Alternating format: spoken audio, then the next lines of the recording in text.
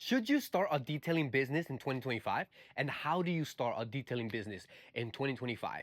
In this video, I'm gonna go over questions you might have had about starting a detailing business, but we're too afraid to ask. So stay tuned because I'm gonna go over 15 tips and points on how to start a detailing business.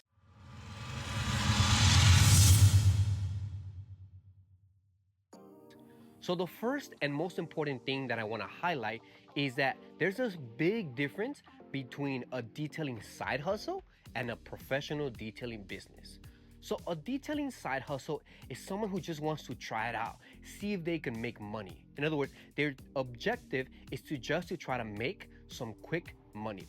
Versus someone who wants to start a professional detailing business is someone who wants to structure a company and a brand and then grow it and plans for this to be long-term and to be profitable and remain profitable.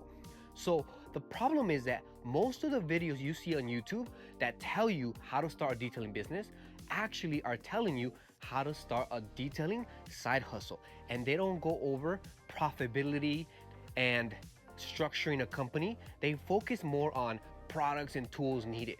So that's obviously part of the process, but is not the most important thing when it comes to a detailing business. With that being said, I think the most important thing to be successful is to decide whether you're just trying to try it out or trying to see how to make some quick money versus this is something you really want to do, this is something that you have a passion for, and it's something that you plan to do long term. So for the people that plan to do it long term and stick it out, then you'll be successful. But there's a lot of people who just get into it trying to get some quick cash, and then they find a lot of problems, and then they quit, and then they lose a lot of time and money. So this video is guided for you to be successful and actually establish a detailing business. The first tip or point is you have to have a vision. So having a vision for your business is very important before starting your detailing business. You have to have an idea of where you want to go, what you want your business to look like.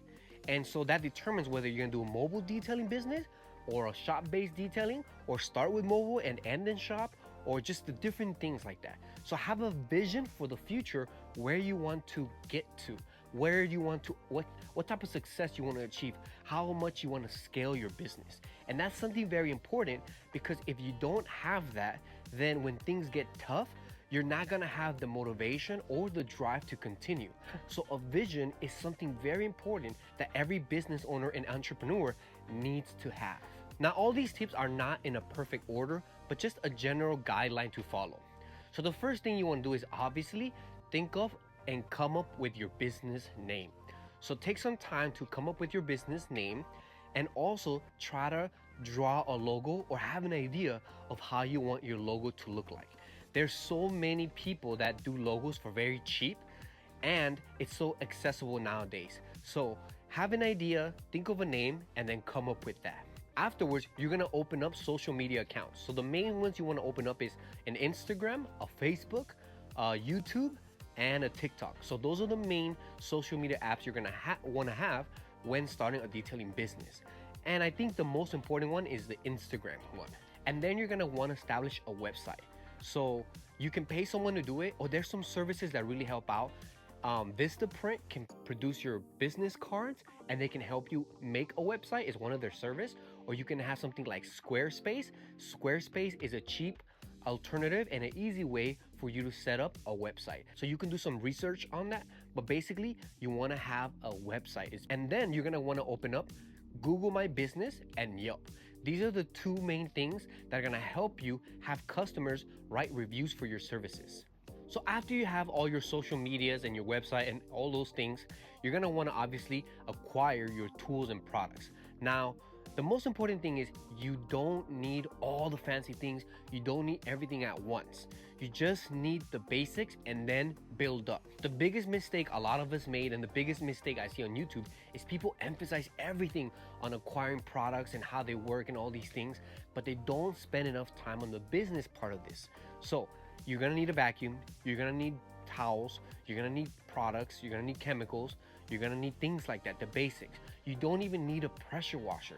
You can start with the hose and an extension cord and use the client's water and electricity source. That's how I got started. That's how I did it for 2 years, and I didn't have any main issues. I don't want to spend too much time on the tools and products, so I'm just gonna link all the tools and products I recommend so you can check them out and decide which ones you want and need. One thing you can do to save you a lot of money is buy some of those tools used. So go on eBay, go on Craigslist, go on any site that has people selling like OfferUp, used products. A lot of people are trying to get rid of these things even for very cheap, sometimes free. So before you buy brand new expensive products, check those places first. So after you've acquired all your products and tools, what you're gonna wanna do is start on your own vehicle.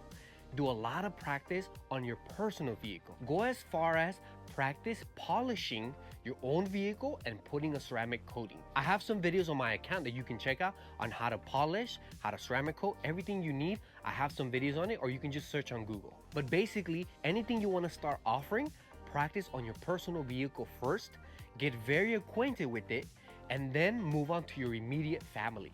So work on your immediate family's vehicles.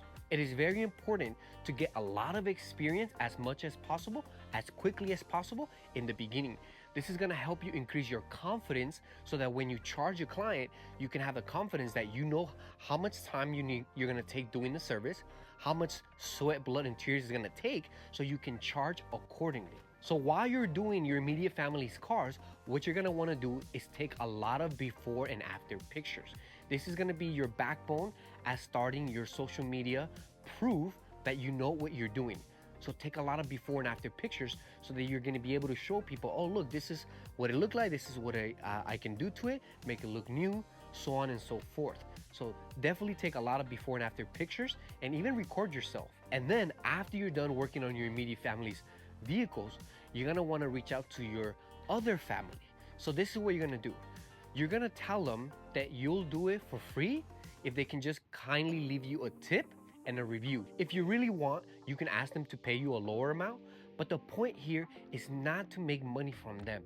You're trying to use them as your warm market to be able to get the experience, the confidence, and the know-how on the different types of vehicles there are. This is also gonna help you build your credibility and have more vehicles that you have before and after pictures as your social proof. So it's not so important to get paid from your family. They can leave you a tip, for the tools and products and maybe a little bit for the labor, or if they want to pay you full, even better. If it is your family and they love you, I'm sure they're gonna pay you well anyways. But here you don't need to be too focused on they didn't pay you enough or I didn't make anything. That's a wrong mindset. You're using this for your future. You're using this to help you get the ball rolling. So this step is very important.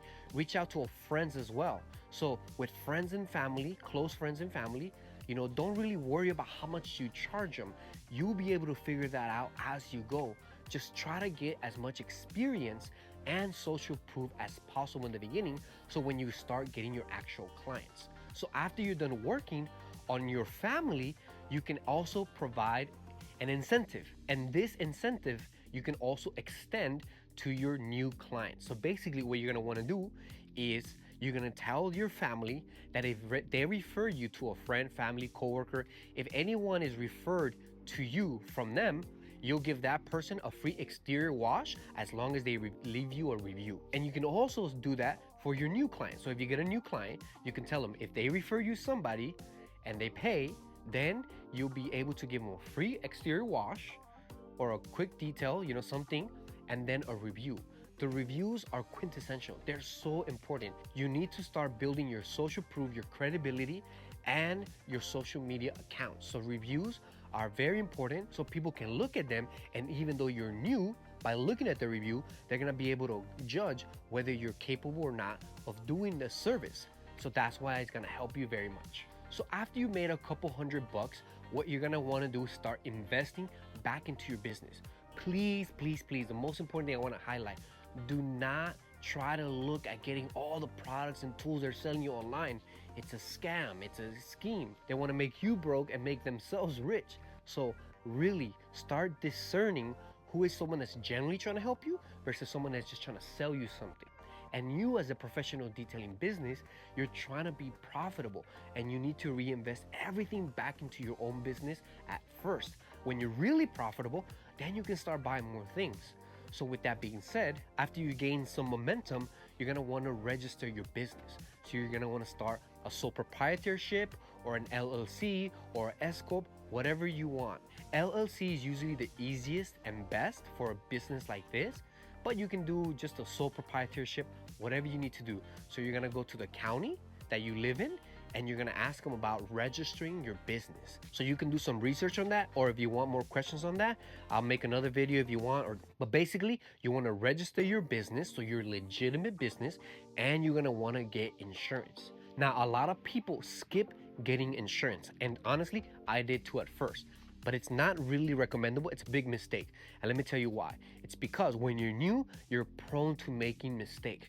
You're gonna make mistakes. We all made mistakes. So, having insurance, you don't need to pay a lot. It should be around $25 to $50 when you're starting out, and then you can increase when you're dealing with more high-end clients or your business expanded. But anywhere from 25 to 100 bucks, let's say. You get your business insurance, and the reason why you want to do that is so that if you mess up a car, if you remove the paint because you polished too much, you burn through the paint, you don't have the capital to take it out of pocket.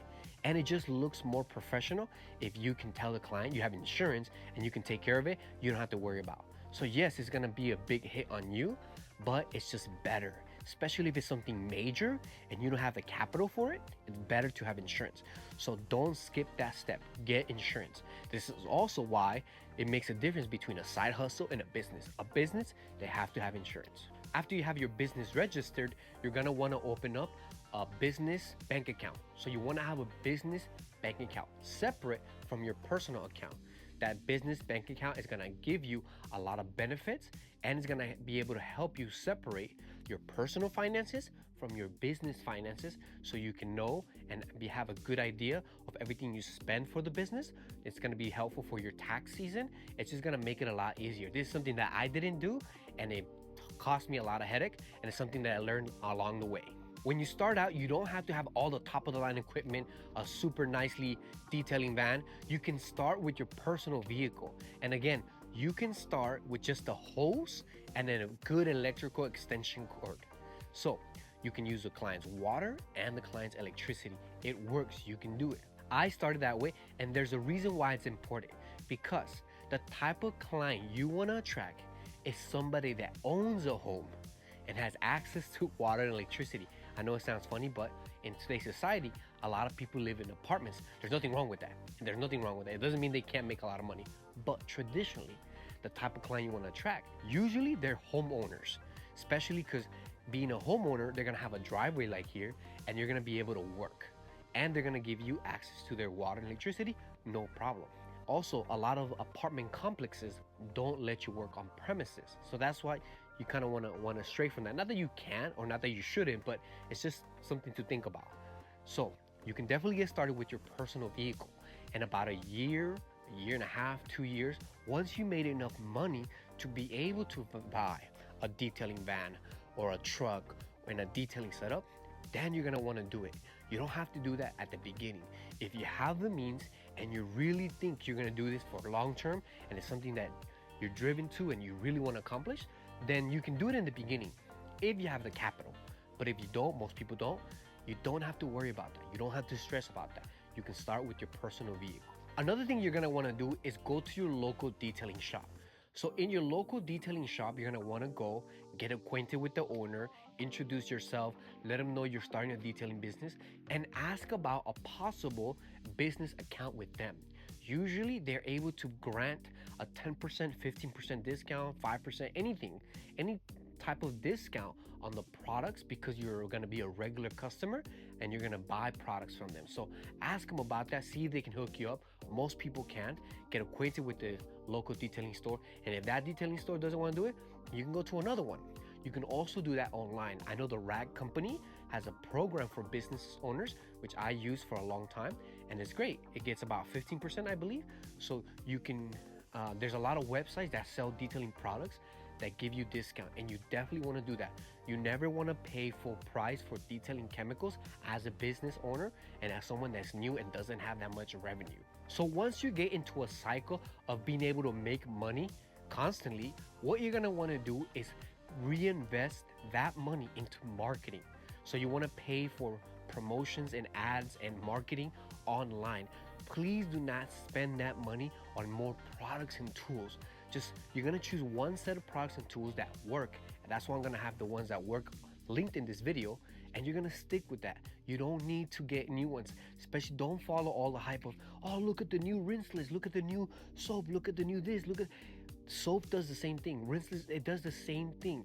And there's absolutely no client in real life that's gonna ask you before they hire you, do you use this type of soap? Do you use? But 99% of people never wonder or ask. What they're seeking for is results. They don't care what products you use. They don't care what brands you use. As long as it works, as long as you use it correctly, it's fine. So focus on using the profits you have into marketing, because you're trying to become profitable. If you're trying to survive off of this, you need to be profitable. So some things you can do is run Facebook ads, run Yelp ads, run Google ads. There's a lot of agencies that can help you with that. There's a lot of people. So you can also ask local detailers, ask fellow detailers. When you go to the local detailing shop, get acquainted with some of them and ask them questions, and they can help you. Most people are willing to help you. Yes, there are detailers who are like very negative, very narrow-minded, who see everyone as competition. But there's a lot of good detailers that are always willing to help. If you have any questions, you can also feel free to ask me personally.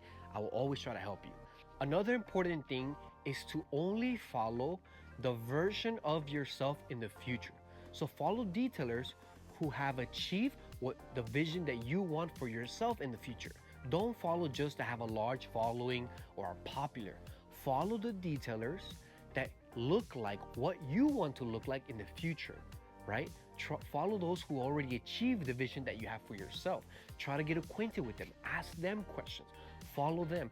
Don't just follow the ones that have a large following or that are just trying to sell you products. If there's someone that's not a detailing business owner, please refrain from taking advice from them. They have a total different perspective, total different objective. It's not that it's wrong or bad or anything like that. It's just they're not in alignment with where you're trying to get to. You want to follow people who have an actual detailing business and they're successful and profitable and have been doing it for years. Those are the type of people you want to follow online and get advice from. So if you continue following these steps and gaining momentum, so you want to be able to become more efficient. So having a standard operating procedure, basically meaning what you're going to do in each situation. So like when we're going to detail a car, what are the steps that you're always going to adhere to and follow, so that you're not wasting time looking here and there and try to do this and do that. So you have a structure on how to do everything. That's also going to help you so that when you're ready to hire somebody, they're going to be able to look and read at those standard operating procedures, and you're going to have something, a structure to teach them off of as well, so that it becomes easier to train when you hire somebody. So here's another big difference between a business owner and a side hustle. So when it comes to business, there's 4 quadrants. There's the employee, then there's self-employed, then business, and then entrepreneur.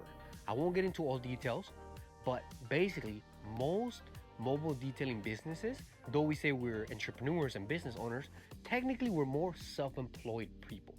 So yes, we work for ourselves, but we have our clients who technically are our bosses to some extent, right? But we're more on the self-employed. But to become a business owner, you need to have employees. So when it comes time to hiring employees, you need to screen employees very well.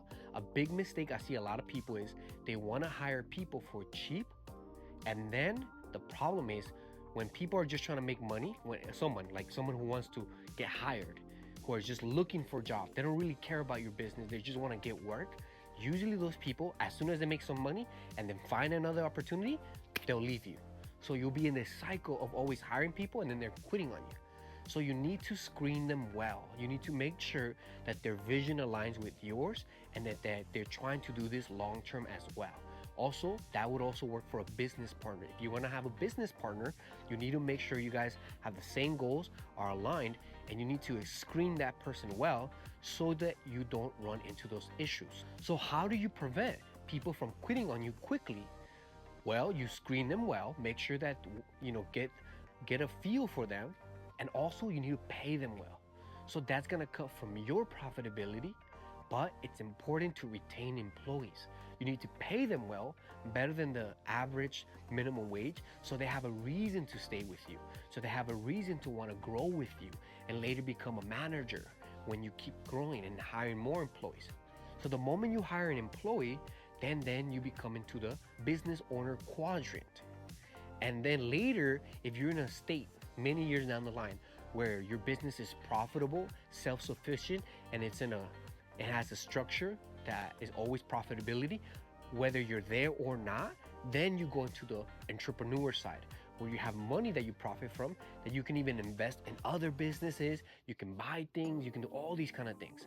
But that's later down the line, and this is not what this video is about. The point is, having standard operating procedures is gonna help you when you hire somebody. Another thing is, watch a lot of educational YouTube videos, especially those that teach you about business, and watch a lot of business related videos on YouTube, not just detailing related, business related from business owners in other industries, so that you can understand the mindset, the things that you need to do as a business owner.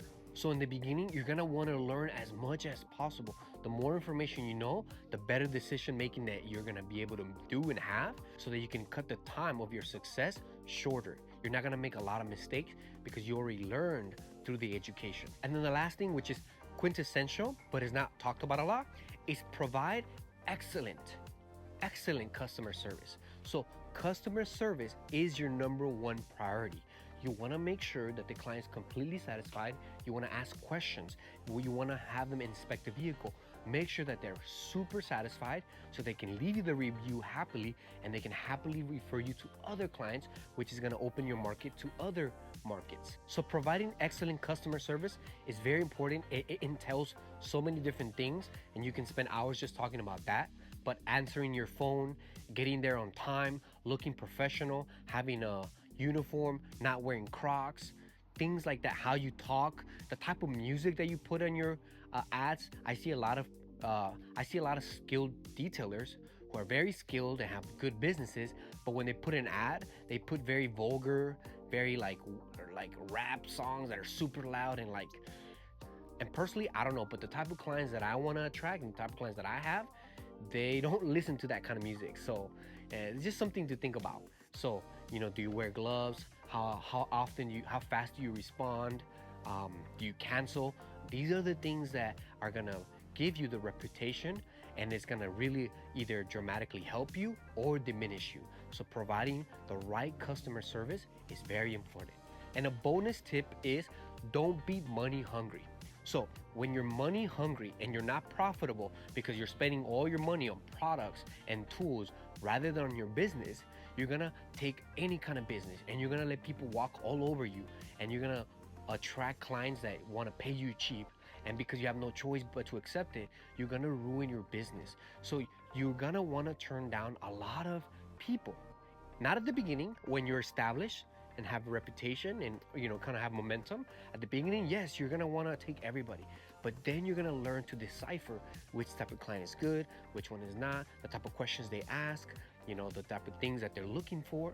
So you really want to emphasizing on attracting the right clients. You don't need a ton of clients, you just need the right clients. You need to get into the right market. You don't want to be doing 10 vehicles a day, 5 vehicles a day. You want to do 1 vehicle a day, 2 vehicles a day, but they pay you a good amount. So it really makes a difference. So later on, when you have established momentum, you're gonna want to turn people down. Just because they want your service doesn't mean they can afford it.